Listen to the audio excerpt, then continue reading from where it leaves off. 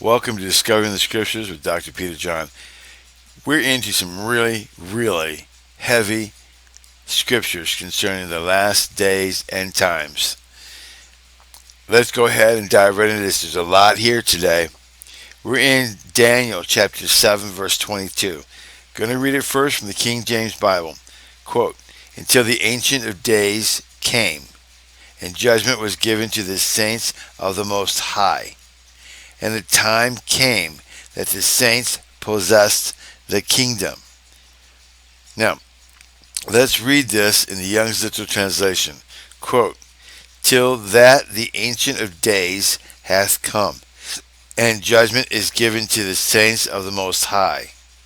And the time hath come, and the saints have strengthened the kingdom." I think it's very important that we look at the paragraph that this verse is in right now before we go any further. That's Daniel 7, verse 19 through 22.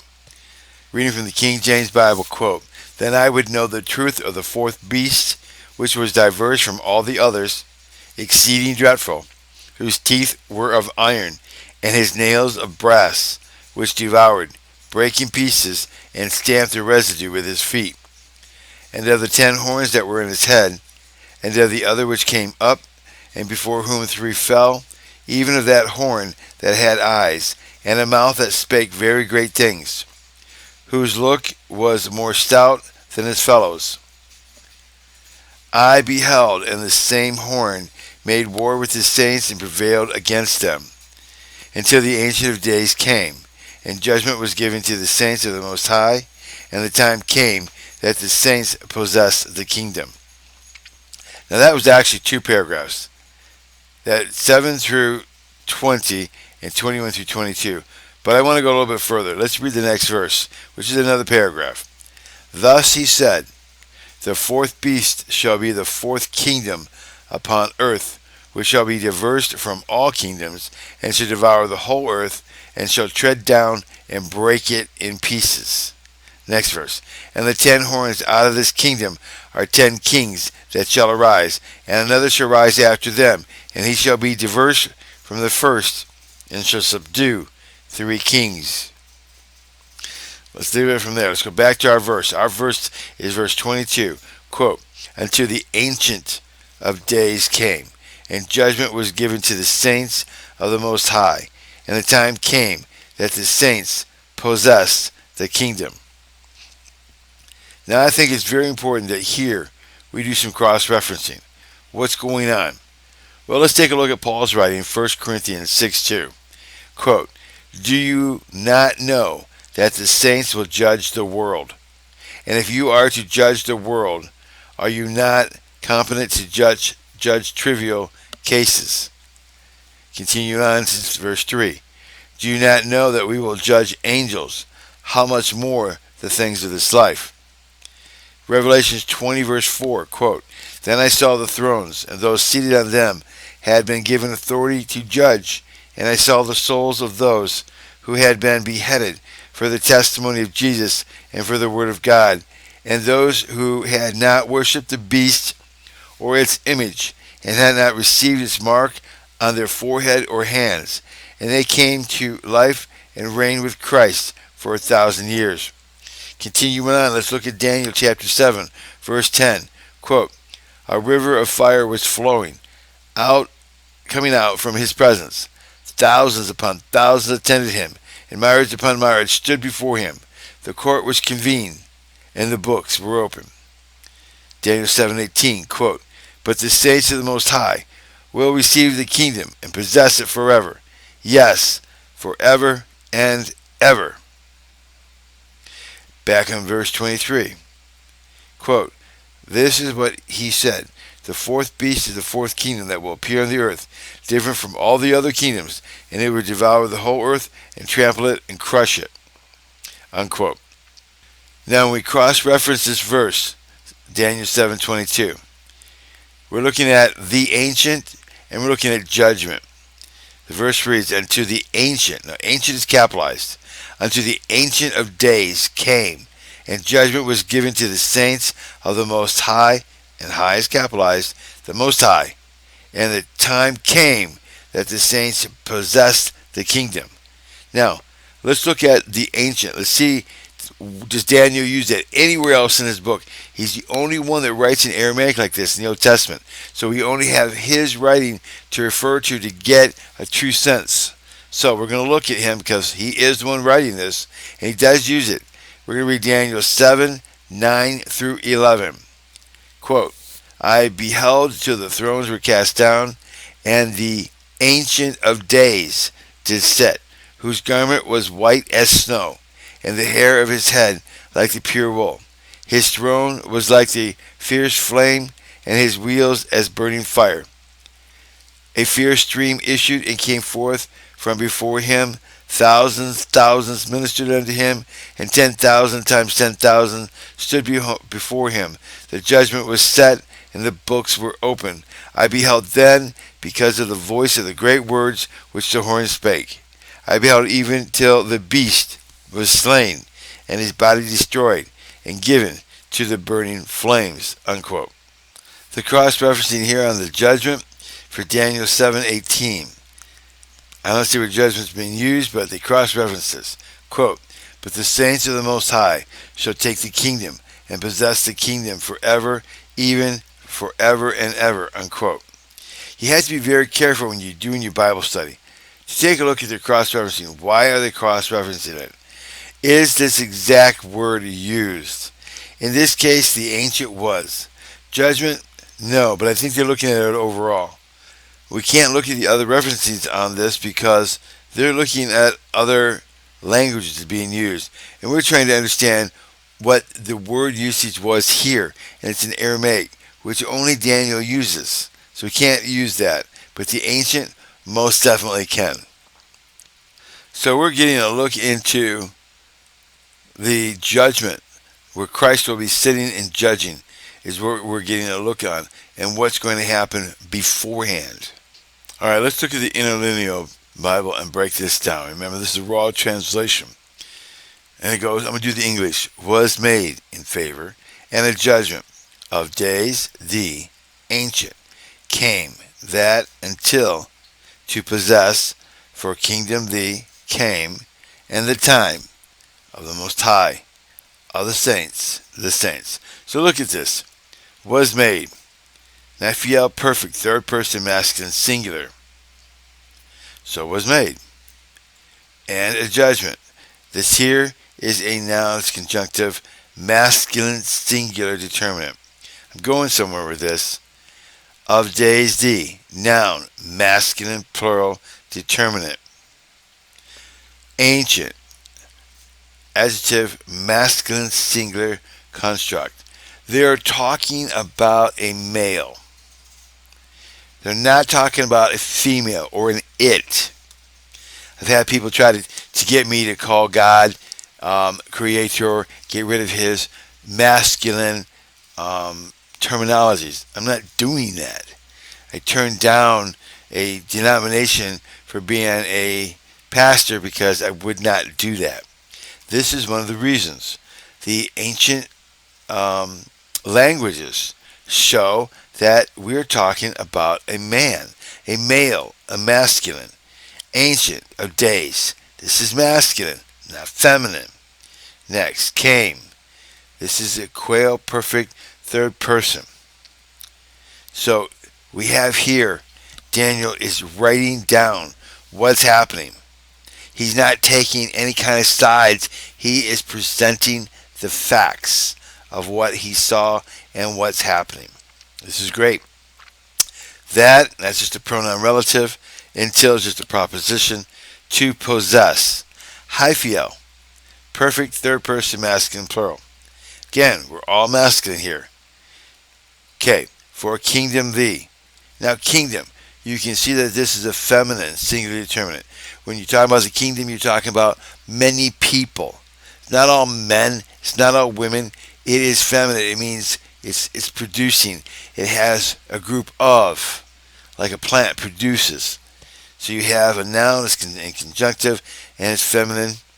And then you have came, which is verb, quail, perfect third person, masculine singular.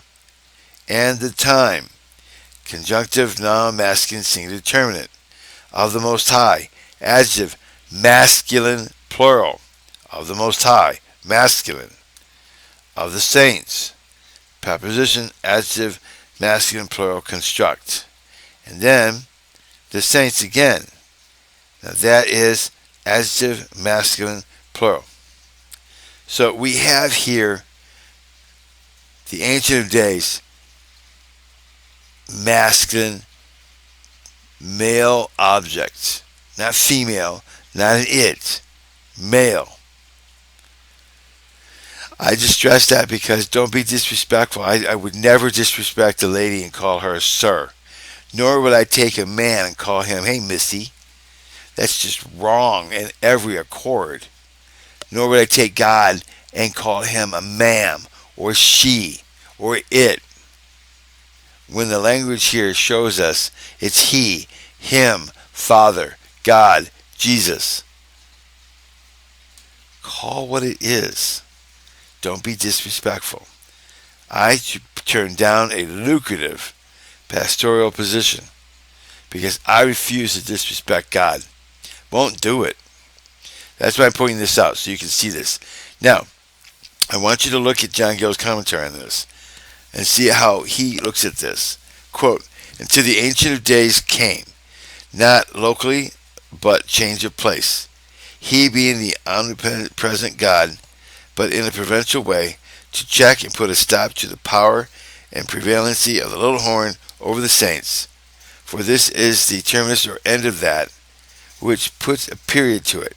For when the Ancient of Days comes in the exertion of his power and providence, he will come and sit as a judge upon this little horn or Antichrist, and judge and condemn and punish it." We see that in Daniel 7:9.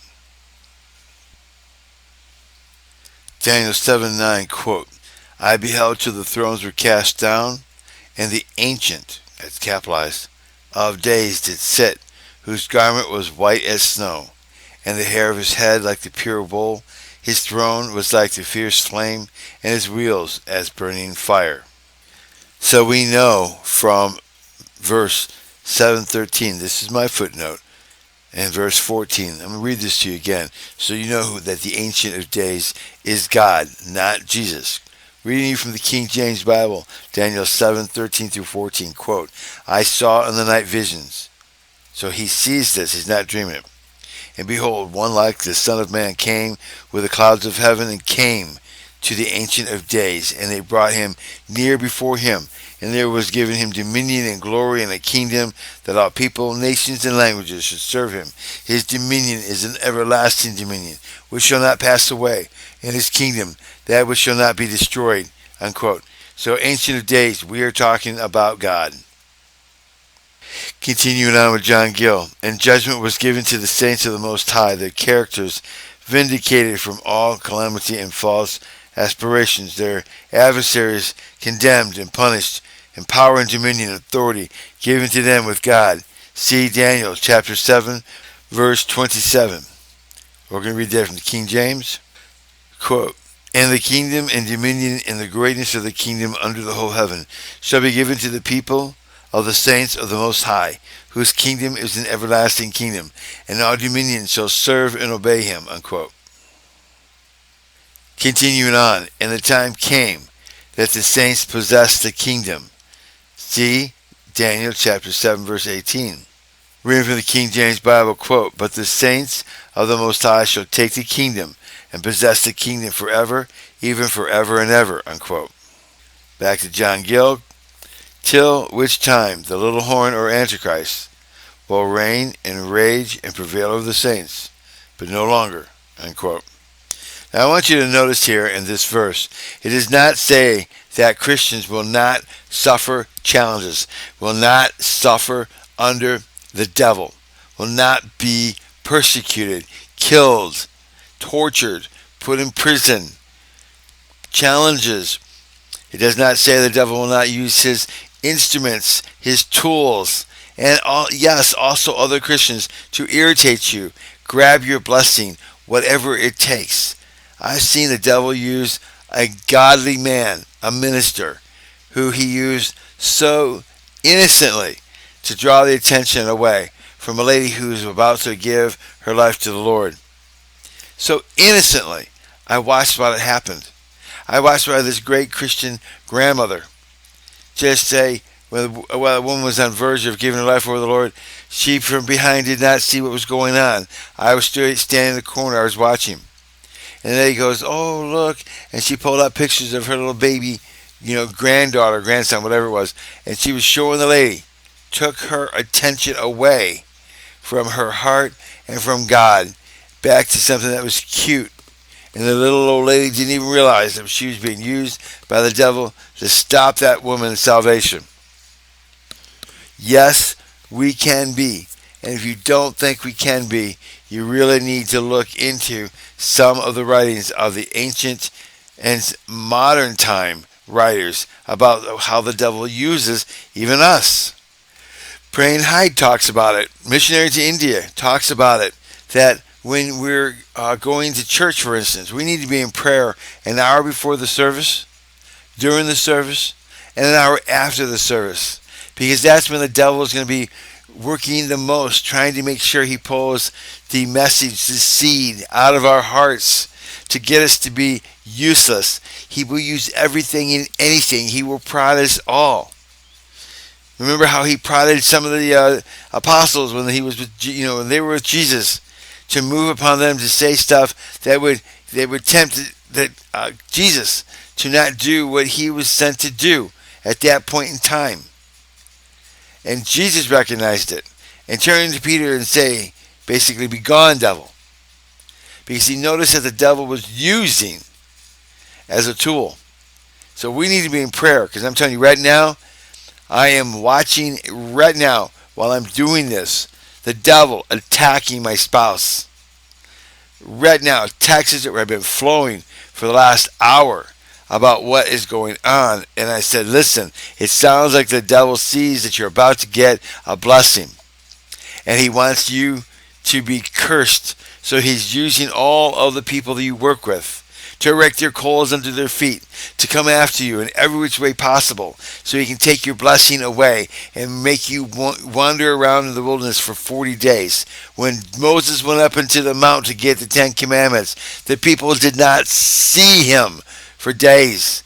And so the devil got his little tools going to get what they wanted, to build a gold calf, like in Egypt, so they could worship it. Because, hey, Moses is here today, gone tomorrow. We don't know what happened to him. He could be dead up in that mountain eaten by a bear. We don't know. And so we're going to have our way now. And so he used his tools to take away the blessings that God had for the children of Israel. Took a few to get them motivated to do what they wanted, to take the blessing away from millions of the children of Israel. Millions. After 400 years. And they had to go ahead and have another 40 years wandering around in the wilderness.